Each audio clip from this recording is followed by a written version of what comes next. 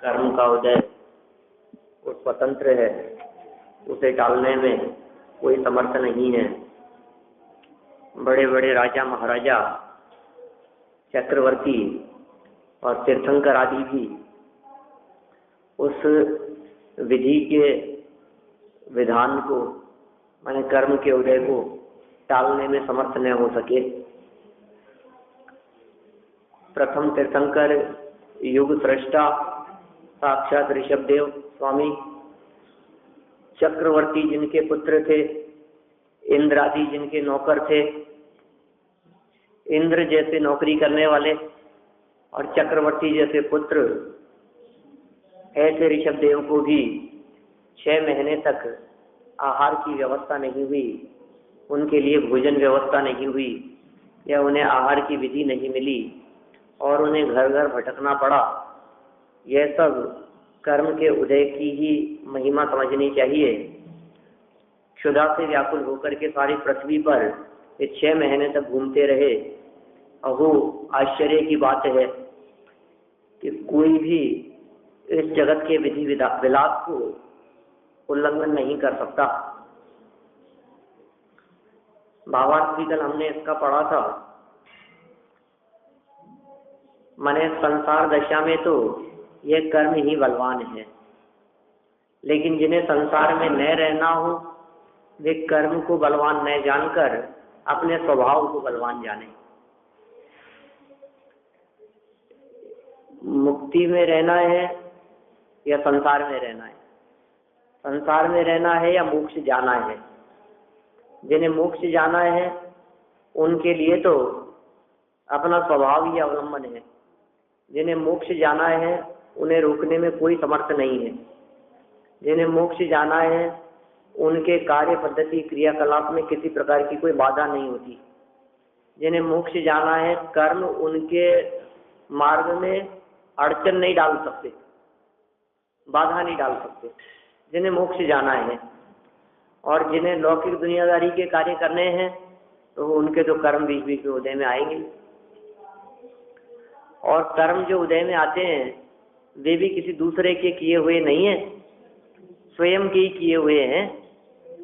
किसी दूसरे का कर्म हमारे को किसी प्रकार का फल दे देवे ऐसी बात नहीं है। स्वयं के द्वारा किए गए कर्म का फल ही हमारे को मिलता है। माने हमारे ही कर्म का फल हमारे को मिलेगा, किसी और का फल हमारे को नहीं मिलेगा। माने प्रकृति में सर्वत्र न्याय ही न्याय है, अन्याय कहीं नहीं है। राव हमारे साथ तो बहुत बड़ा धोखा हो गया, आपके साथ धोखा हो गया, ये किसने किया? राव उन्होंने किया कि नहीं, उन्होंने किया कि तुम्हारे कर्मों ने किया? कहीं खैर असली बात तो ये सब कर्मों ने किया है। तो कर्मों ने धोखा किया कि न्याय किया?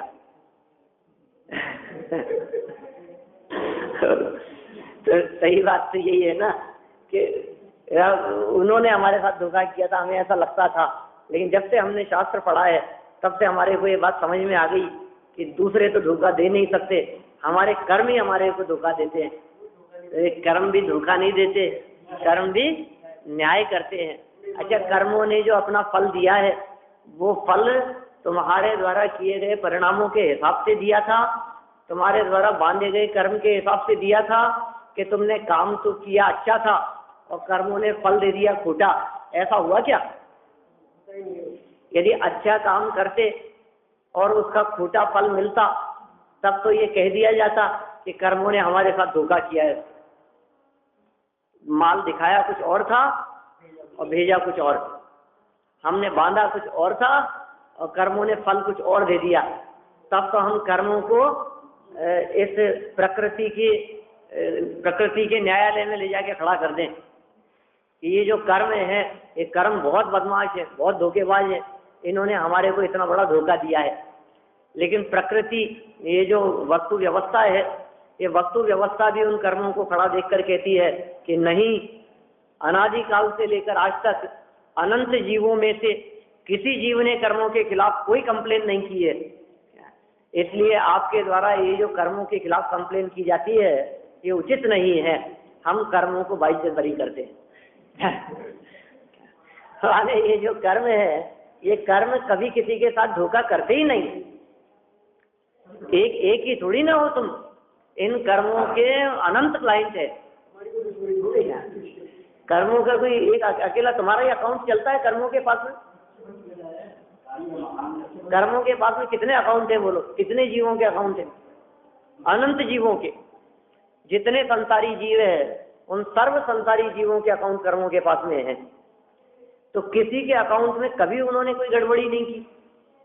तो तुम्हारी कैसे साहब मेरे साथ अन्याय हुआ है इसलिए आया हूं मैं कि पहले अपने को देखो कि तुमने क्या किया था, और यदि तुमने खोटे काम किए थे तो उनका ऐसा ही फल मिलना चाहिए, ये न्याय है। तो कर्म व्यवस्था में, वस्तु व्यवस्था में कहीं अन्याय नहीं होता। ऋषभ देव स्वामी भी यदि मान लो कर्मों के ऊपर इल्जाम लगा दे, अरे मैंने क्या किया, मैंने तो सारे जगत के जीवों के लिए भला काम किया, अच्छा उपदेश देना शुरू किया, मैं स्वयं सम्यक दृष्टि 3-3, 4-4 ज्ञान का धारी, नगर के जीवों के लिए एक कुलकर वत काम किया है मैंने। 15वां कुलकर कहा जाता है उनको, ऋषभ देव को। जगत के जीवों के लिए नगर में होने वाली अव्यवस्थाओं को व्यवस्थित करने के लिए उनके माध्यम से जो उपदेश दिए गए, ये कोई कम थे? हमने किसी का बुरा नहीं किया, फिर ये कर्म हमारे पीछे क्यों पड़े हैं? और तो और अभी की बात नहीं है, इसके पिछले जन्म में भी मैं सर्वार्थ सिद्धि में था। आप ये कह दो कि साहब अभी तो नहीं किया है ऋषभ देव तुमने, लेकिन तुमने पहले किया होगा 33 सागर सर्वार्थ सिद्धि, तो वहां भी मैं सर्वार्थ सिद्धि में था और मेरा पूरा का पूरा जीवन स्वाध्याय तत्व चर्चा में ही, चिंतन मनन में ही बीता था। मैंने आखिर ऐसा कौन सा पाप किया?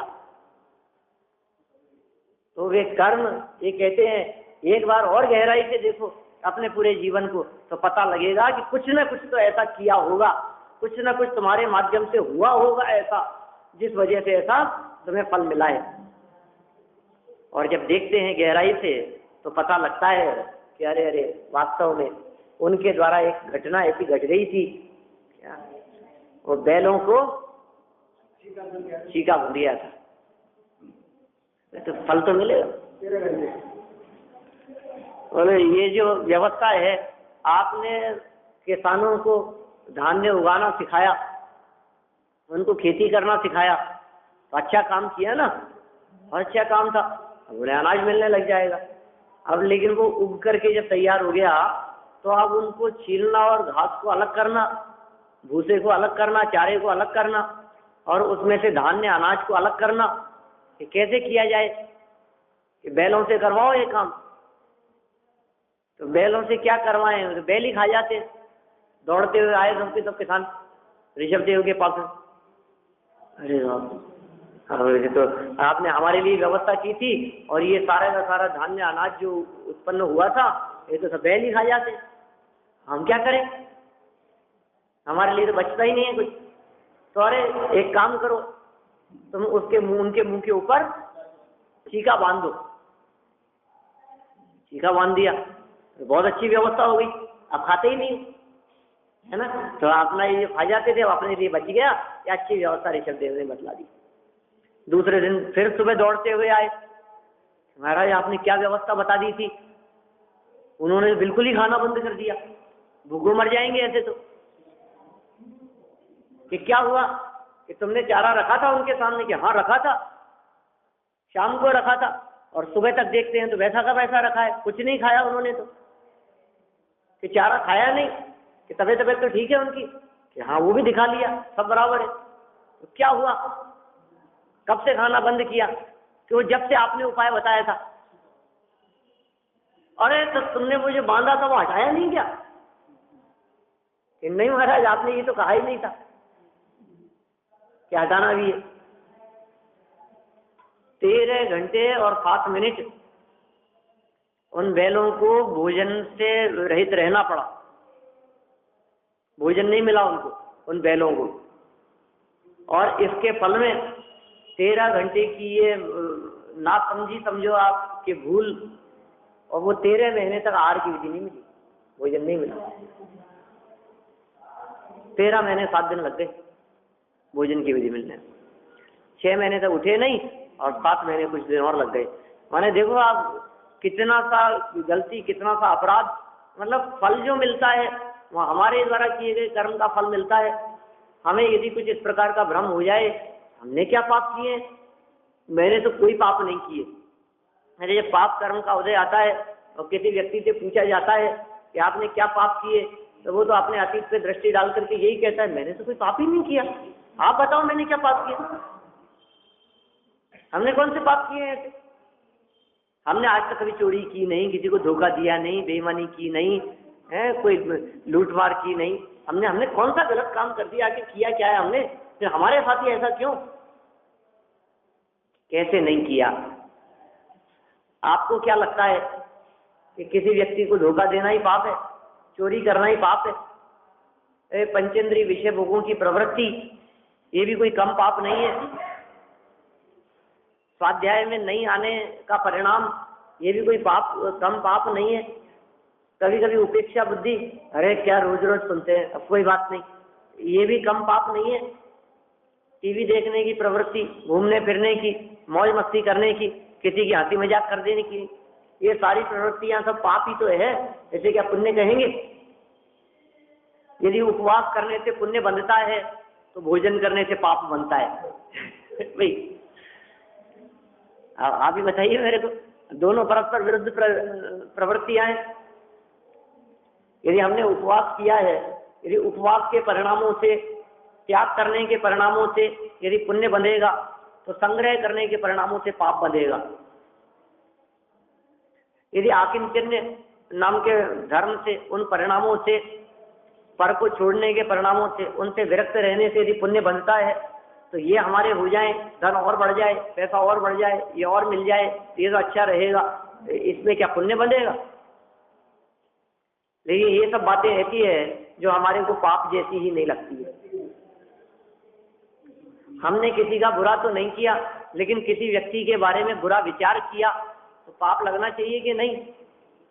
बुरा सोचा हमने किसी के बारे में तो बुरा सोचने में भी पाप बनता है। और ऋषभदेव ने क्या अपराध किया था बेचारों ने, उन्होंने ऐसा सोचा था कि उनको भोजन नहीं मिले, बैलों को भोजन नहीं मिलना चाहिए, वे भूखे रहने चाहिए, नहीं सोचा था ना।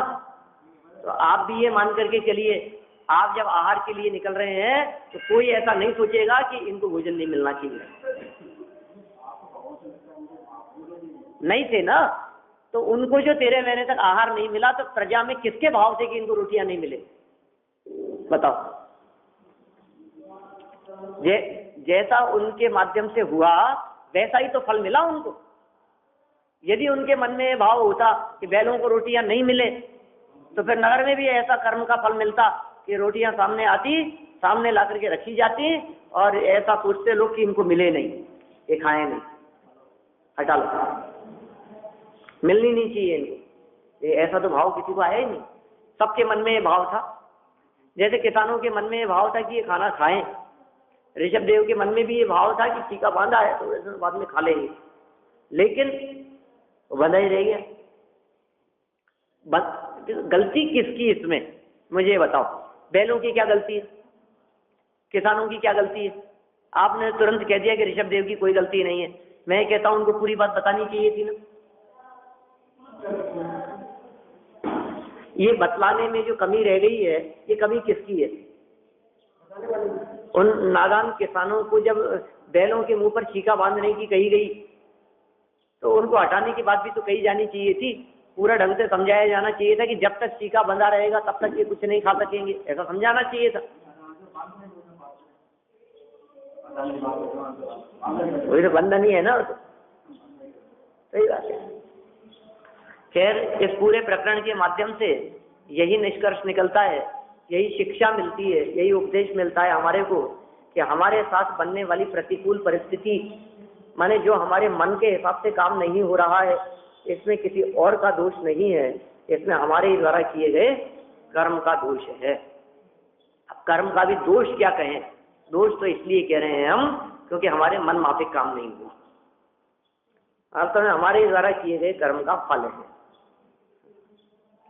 लेकिन ये कर्म भी कब तक बाधा उत्पन्न करते हैं, कब तक फल देते हैं, कब तक संकट देते हैं, कब तक परेशान करते हैं, कब तक बांधे रखते हैं। जब तक संसार में हैं तब तक ही फल देते हैं, जिन्हें संसार में रहना है उन्हें ही फल देते हैं, जिन्हें संसार में नहीं रहना उन्हें फल भी नहीं मिलता,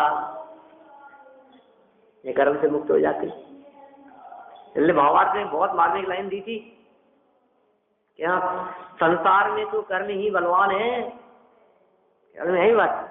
अब इसमें से अपन ने मोक्ष निकाल लिया, इसलिए संसार अवस्था का अभाव करना ही अपना हित रूप कार्य है, ऐसा निश्चय करके मोक्ष का ही साधन करना चाहिए। ये जो बात यहाँ टोटरमल जी ने कह दी, संसार में कर्मी बलवान है, वास्तव में संसार में इसको यदि अपन और अधिक खोलें तो ये बात की जा सकती है, संसार में एक अर्थ से सोते हुए, संसार में एक अर्थ से बेहोश रहते हुए। मोह के कारण बेहोश रहता है ना, मोह के गहल में, मोह की निद्रा में। कल तो हमारे ऐसी चर्चा चली, शाम को 11वें गुणस्थान की चर्चा चलती थी, और मैं ऐसी बात ख्याल में आई कि देखो ये जो मोह है, ये मोह ने आज तक इसको बेहोश किए रखा है ना। मोह की वजह से ये व्यक्ति आज तक गहल में रहा, बेचैत रहा, मोह ने इसको बेचैत किया। लेकिन ये 11वें गुणस्थान का ऐसा प्रसंग आ गया है कि वो मोह स्वयं ही बेचैत हो गया है। 11वें गुणस्थान का प्रसंग काल कैसा है कि जिसमें मोह बेचैत पड़ा है, चेत में आएगा वो वापस।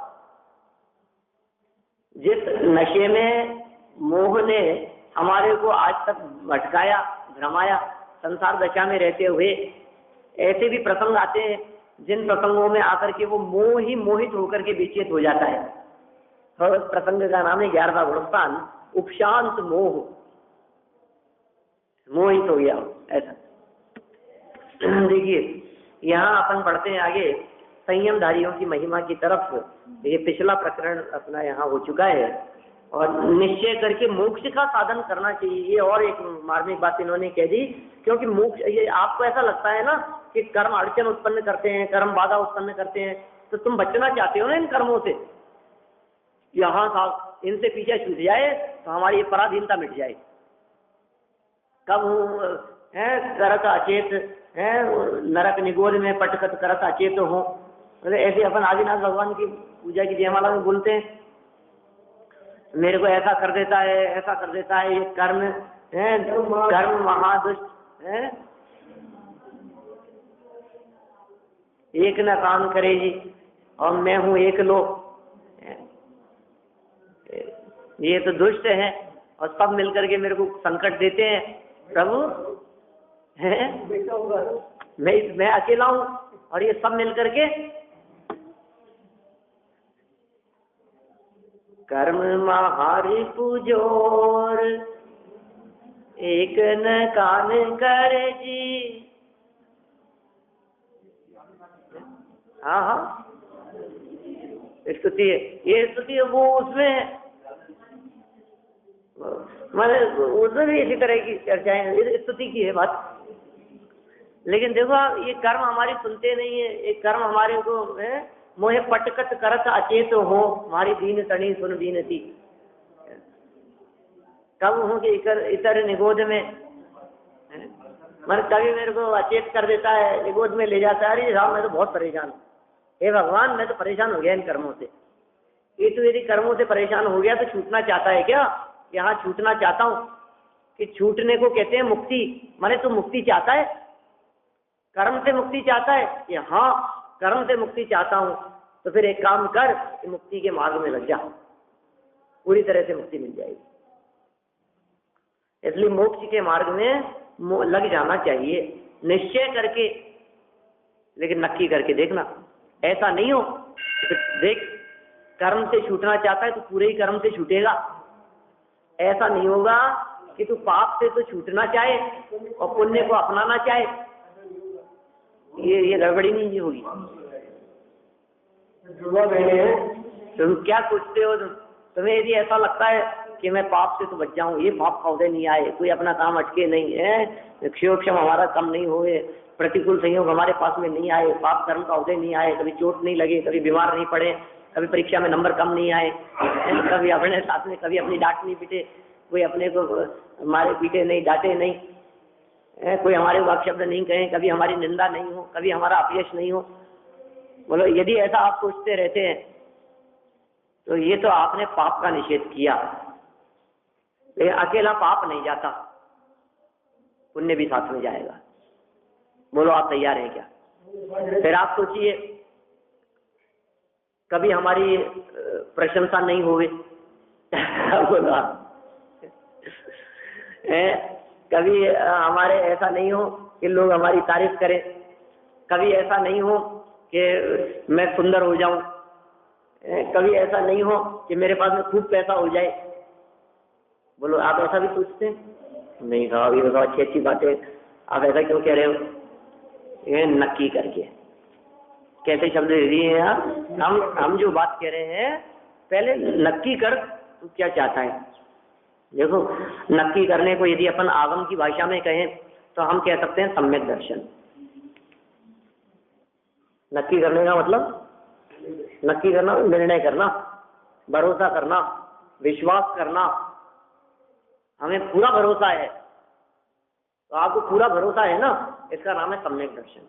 श्रद्धा, सम्यक दर्शन किसे कहेंगे? सच्ची श्रद्धा। तो आपको जो विश्वास है, आपकी जो श्रद्धा है, आपका जो अभिप्राय, आपकी जो मान्यता है, वो यदि सच्ची हो गई, एक बार पक्की हो गई, दृढ़ हो गई, तो फिर कहते हैं अब कोई दिक्कत नहीं। इसका नाम है सम्यक दर्शन। माने मोक्ष का मार्ग चालू हो गया और अब आप अल्पकाल में इन कर्मों से मुक्त हो जाएंगे। लेकिन कब तक नहीं होगा वो? जब तक आपके भरोसे में थोड़ा बहुत भी ढुलमुलपना है, जब तक आपका भरोसा डगमगाता है, जब तक आपको विश्वास नहीं है। किन बातों पर? कि देखिए क्या कहा यहाँ, एक कर्म के उदय से थोड़ा बहुत कष्ट होता है, उसे भी सहन करके, कर्म के उदय से थोड़ा बहुत कष्ट होता है का मतलब ये ऐसा नहीं कह रहे कि पाप कर्म के उदय से थोड़ा बहुत कष्ट होता है। देखो क्या शब्द लिखे, जितनी बार पढ़ते हैं ना उतनी बार उसमें तो कुछ ना कुछ बात अपने ख्याल में आती है। देखो यहाँ ये नहीं है। आपने को क्या लगता है कष्ट होता है तो कैसे होता है? कि साहब पाप के उदय से होता हुआ कष्ट, तो पुण्य के उदय से थोड़ी ना होता है। तो ये कह रहे हैं कर्म के उदय से होता है, माने पाप अकेला नहीं, पुण्य के उदय से भी होता है। पुण्य के उदय से कष्ट तो नहीं होगा साहब, कैसी बात कर रहे हो आप? अरे पुण्य हो चाहे पाप हो, दोनों ही आकुलता के जनक है ना। आकुलता में आपको शांति है क्या? शांति है, पहले ये नक्की करो। आकुलता में शांति मिलती है क्या अशांति होती है? साहब आकुलता में तो अशांति होती है।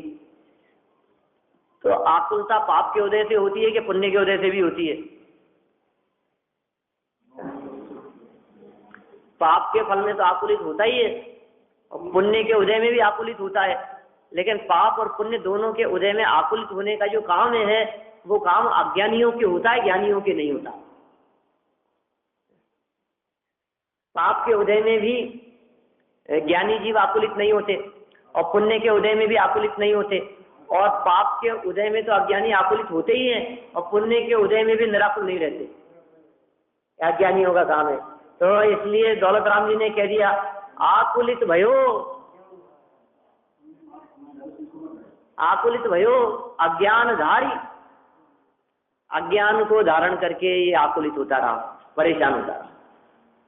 तो कौन से कर्म की बात हो गई यहाँ कष्ट देने की? पुण्य और पाप दोनों। अगर कर्म के उदय से थोड़ा बहुत कष्ट तो होता है, थोड़ा बहुत। किन की बात कर रहे हैं? सब जीवों की, सब संसारियों की ये दशा है। पाप के उदय से थोड़ा ज्यादा कष्ट होता है, पुण्य के उदय से कष्ट कम होता है, लेकिन होता तो है। ठीक है, उसे भी सहन करके ऐसा चिंतन करना चाहिए कि संसार में तो कर्म ही बलवान है। संसार में तो, इसका मतलब मैं जब तक संसार में रहूंगा तब तक तो कर्म ही बलवान रहेगा। तो फिर क्या करूं? संसार में मत रहे, सीधी सी बात है।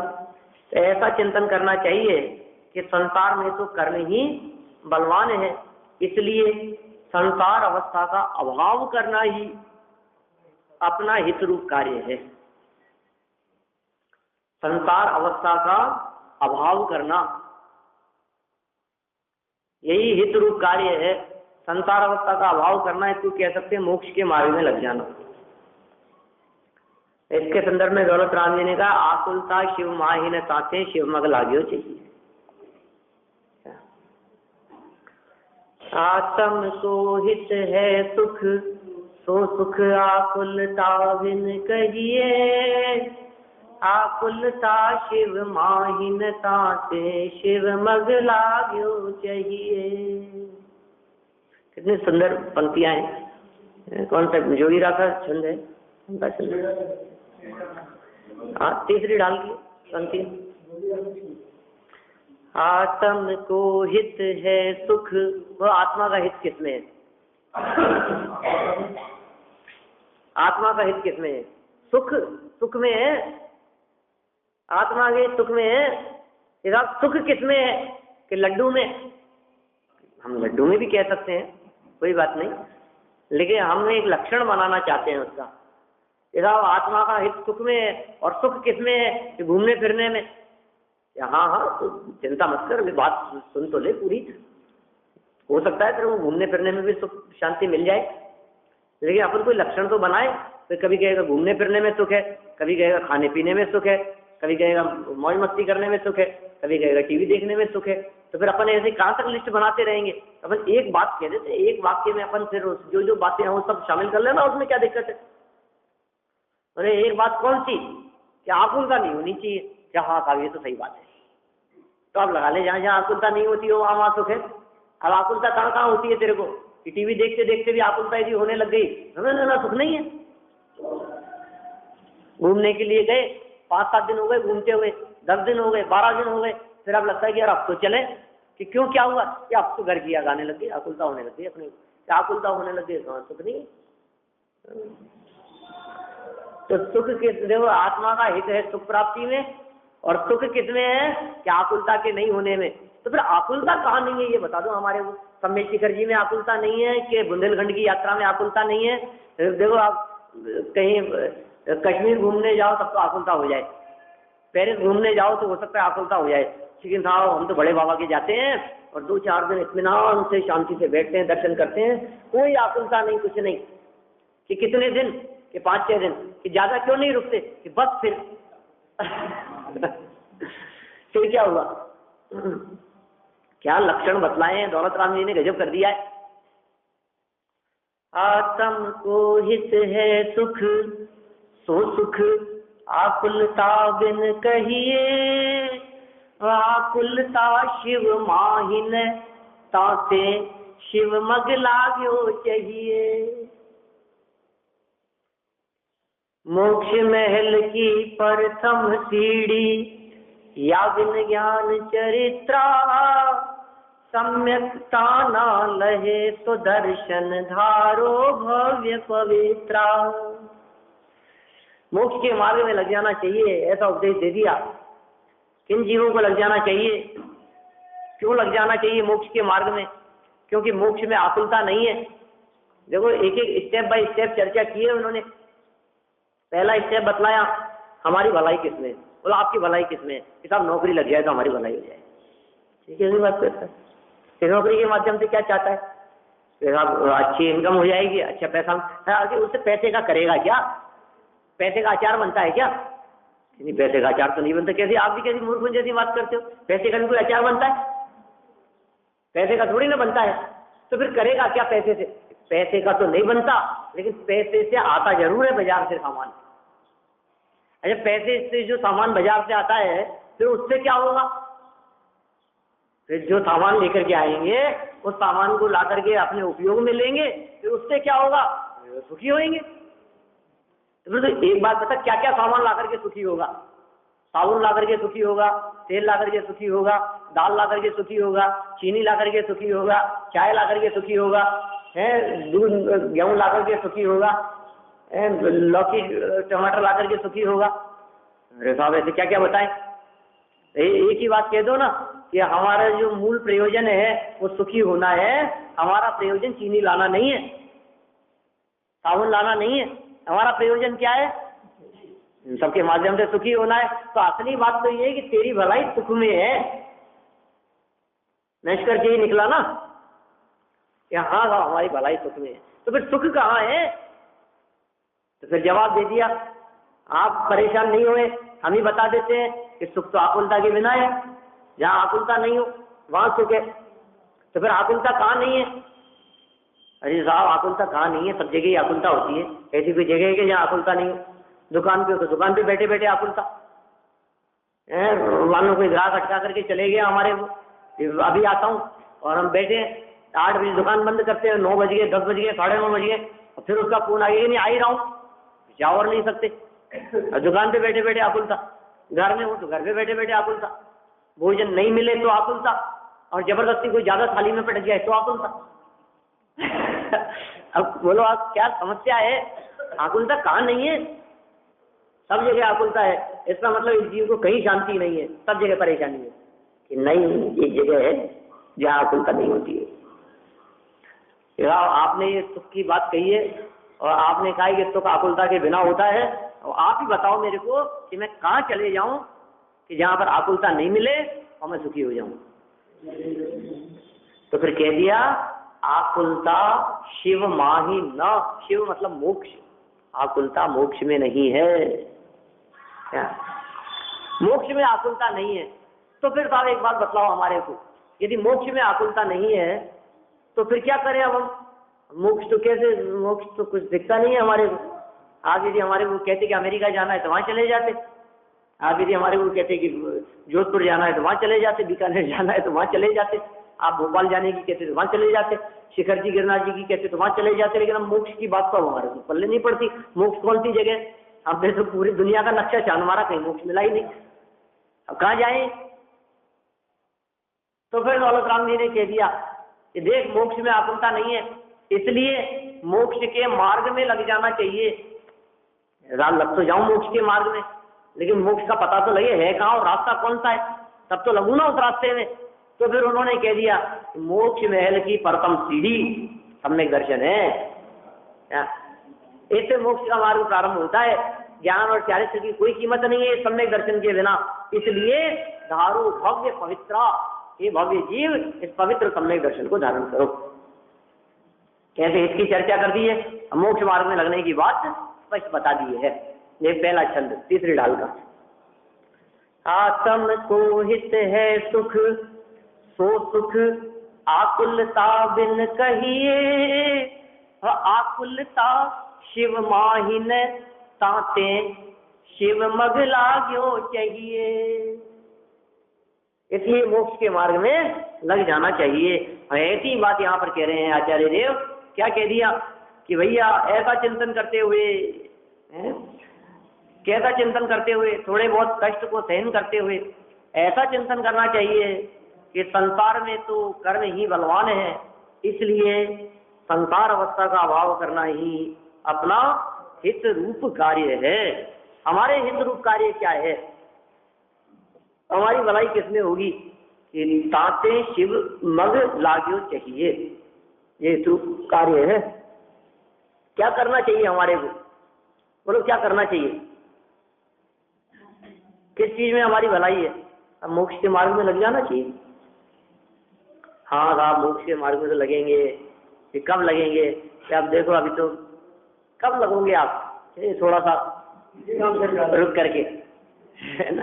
अभी बस ये आखिरी काम है साहब हमारे, तो बस ये काम निपट जाए, फिर उसके बाद में कोई काम नहीं, फिर फ्री है, फिर यही तो करना है। माने ऐसे लगता है हमारे को ये तो ठाले लोगों का काम है। अब फ्री हो जाए साहब, जब तक फ्री नहीं है तब तक कैसे? अब सब वो लोग, अरे वो तो फ्री है, उनको क्या काम है? वो तो चल रहे थे, वो तो फालतू है, उनको तो कोई काम नहीं है। हमारे देखो कितने काम पीछे लगे हुए। अब समझ लिया आपने, कह दिया, मान ली, सब बात जच गई हमारे को, अब करेंगे, लेकिन आप तो पीछे पड़ गए। कब करोगे? कर लेंगे, अब कह दिया ना कि कब, अब करेंगे 60 के बाद, रिटायर होने के बाद करेंगे, ये पक्का। वही नहीं करते हैं साहब, बड़ी स्थिति खराब है। विचार ही नहीं आता है इसको और जब देखो तब इसको ऐसे लगता है अभी तो जीना है बरसों, अभी तो 10-5 साल तो कम से कम, इतना तो अपन है ही, अभी तो कर लेंगे, धीरे धीरे बिकता था ही तो काम करना है, कर लेंगे बाबा, देखो अभी तो दूसरा काम, अभी तो आजकल ये सीरियल आ रहा है, ये सीरियल खत्म हो जाए ना तो टाइम मिलने लग जाएगा। आजकल तो ये हो गया है, अभी तो इनका ये काम है, अभी तो उनका ये काम है, अभी बच्चा गया हुआ है बाहर, वो आ जाएगा ना फिर वो दुकान संभाल लेगा, अभी तो इनके ये, अभी इनके शादी का काम है, अभी इनका ये काम है, कोई ना कोई काम पीछे लगे रहते हैं। देखो कामों की ये स्थिति है कि रोज नए नए काम जनरेट होते हैं। आप मेरे को ये बात बतला दो एक बार कि आपके पास में क्या क्या काम है, और जब वो सारे काम पूरे हो जाए क्या, तब तो आप फ्री हो जाओगे, लेकिन फिर लिस्ट बढ़ती चली जाती है, फिर नए काम दिमाग में आते रहते। आज यदि आपको ये काम है कि बाजार से मेरे को साबुन लेकर के आना है, तो कल दूसरा काम है और चीजें लेकर के आनी। आज यदि आपको ये काम है कि सब्जी लेकर के आनी है, तो ये काम रीजनरेट भी तो होते रहते हैं। कब अंत मिल जाएगा, कब मुक्ति मिल जाएगी इनसे कि नहीं साहब अभी तो काम जरूरी है, मेरे को न्यूज़पेपर पढ़ना है, आज पढ़ना है, कल तो नया आ जाए, नहीं सब पूरा पढ़ लूंगा, फिर कोई बचेगा ही नहीं। अच्छा बतलाओ, न्यूज़पेपर वाले यदि ऐसा सोचें, जितनी न्यूज है दुनिया में क्या सारी की सारी आज छाप दो, तो कल के लिए कोई बचे ही नहीं अपने पास में, बोलो फिर क्या होगा। और कदाचित कोई ऐसे मूर्ख ऐसा सोचने लगे कि नहीं नहीं आज ही सारी छाप दूंगा तो फिर कल क्या छापूंगा, वो अखबार ही नहीं चला सकता। क्यों, आज सब हो गई तो कल फिर नई घटना, फिर नई घटना, फिर नए काम, फिर नए काम। आपको कभी शांति नहीं मिलेगी, आपको उलझन, आपको इस भाग दौड़ से ही समय खुद को ही निकालना पड़ेगा। हित किस बात में है, संसार अवस्था का अभाव करने में, मोक्ष के मार्ग में लग जाने में, इसलिए लग जाना चाहिए, इसमें ही भलाई है और किसी काम में अपना हित नहीं है, ऐसा निश्चय करके। अब ये जो बातें कही है कि सुख मोक्ष में ही है, ऐसा निश्चय करके, मोक्ष के मार्ग में लग जाने में ही भलाई है, ऐसा निश्चय करके, आकुलता ही दुख का कारण है, ऐसा निश्चय करके, निराकुलता ही एकमात्र सुख रूप है, ऐसा निश्चय करके, मोक्ष के मार्ग में लगने पर ही शांति मिलेगी, मुक्ति की प्राप्ति हो जाने पर ही मैं सुखी रहूंगा, ऐसा निश्चय करके, संसार दशा में रहते हुए आकुलता का अभाव नहीं होता है, ऐसा निश्चय करके, संसार दशा में रहते हुए मैं सुखी नहीं हो सकता, ऐसा निश्चय करके। ख्याल में आ गई बात, ये ऐसा निश्चय का क्या अर्थ है, कितनी बातें, कैसा निश्चय करने की बात कर रहे हैं, कैसा निर्णय करने की बात कर रहे हैं, यानी इत्यादि बातों का निश्चय करके, निर्णय करके, मोक्ष का ही साधन। नहीं रहा, अभी तो मूंग दाल बनाना है अभी तो ठीक है ना, अभी तो ये करना है, अभी तो ये करना है, काय का साधन कर रहे हो आप, मोक्ष का ही का मतलब जानते हैं आप, ही का मतलब ये है दूसरा कुछ नहीं, उसका नाम है ही, सम्यक एकांत का सूचक है ही शब्द। तो मोक्ष का ही साधन करना चाहिए, इसलिए हम कुल मिलाकर के ऐसा निर्णय करने का प्रयास करें और इस साधन में अपने उपयोग को लगाएं। और क्या जान करके वो जो बातें पीछे कही है, जो पिछले अपने कई दिनों से चल रही है, कर्म के उदयजन्य जो चर्चा ऋषभदेव स्वामी के माध्यम से जो बतलाई जा रही है, इन सब बातों का निर्णय करके सबसे दृष्टि हटाकर अपने स्वभाव का अवलंबन लेते हुए मोक्ष का साधन करें सभी लोग। ऐसी भावना से मैं बात को यहीं विराम देता हूँ।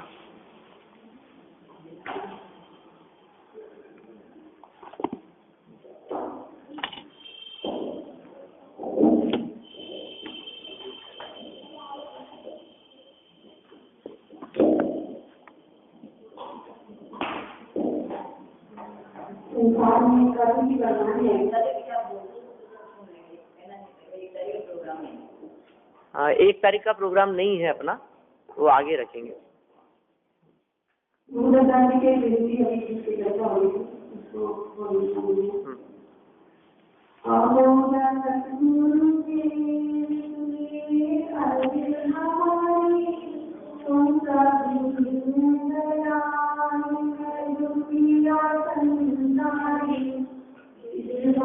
Thank you.